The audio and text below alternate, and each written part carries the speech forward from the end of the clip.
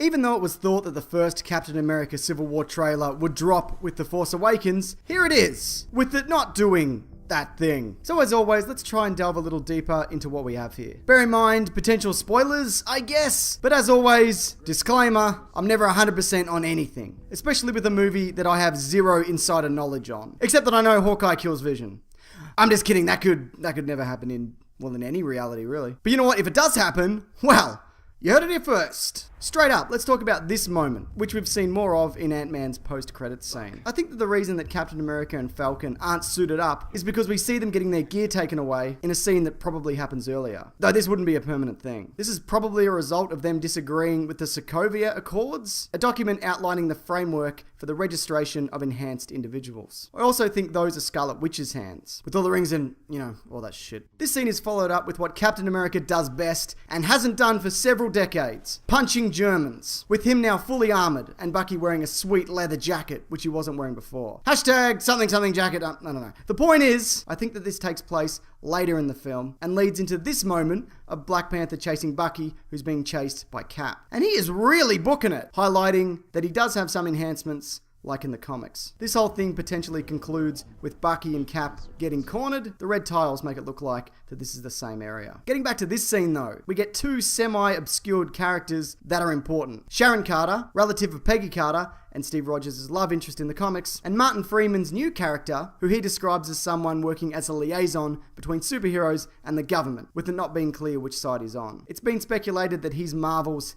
Henry Gyrich. And speaking of characters you can barely see, Crossbones, right here. Last time we saw him, Falcon left him Anakin Skywalker at the end of Winter Soldier. And he's back, just like Anakin Skywalker. This might even be the incident early on that has the government looking for Bucky, thinking that he has a hand in it. Or this explosion might be. This looks to be some kind of UN-ish summit. Maybe someone close to Black Panther was there, which draws him into this whole thing. This location is potentially Puerto Rico, which is one of the filming locales, but it could be doubling for someplace else. Though they do speak Spanish in Puerto Rico and wear, what is that, a beret? Sure, why not? Probably. The location that we get Cap and Bucky beating the crap out of Iron Man looks to be somewhere in the snow. And this airport fight, which is a super irresponsible place to work out your problems, is again in Germany at the Flughafen Leipzig-Halle. Flughafen meaning airport and Leipzig-Halle meaning please don't fight no airport. We also see what looks like Hawkeye and Scarlet Witch running for their lives. Though Scarlet Witch doesn't need to do that. She can fly now. Did you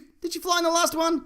I don't know, I can't remember. Last couple of things. Bucky goes right for Iron Man's arc reactor, the source of all his power, aside from all the smugness and alcohol that fuels him. And earlier we see War Machine in the dirt with a wrecked airport behind him with his arc reactor pulled from his chest. And if I was a betting man, I'd say that Bucky took that right out. This final thing's probably nothing, but is that Ms. Marvel in the opening Marvel comic flip thing? Seriously, there's like two pictures that make me think, that is her? Is she in this movie? Who knows? We'll never know. We'll know. Soon we'll know. When the movie comes out. Alright, that's about it. Now, if you are interested, there are a couple of videos below that you might want to check out. One of them being for the latest Star Wars The Force Awakens trailer. Also, I have a podcast called The Weekly Planet. It's available on all sorts of platforms and will be linked below with everything else. But what did you think of this first trailer? Is there anything I missed that could be of note? And where do you think the likes of Ant-Man and Vision and Spider-Man are? We know they're all in this movie, but how they completely factor in remains to be seen. So if you do have any thoughts at all, please feel free to leave them below. Alright, thanks everyone.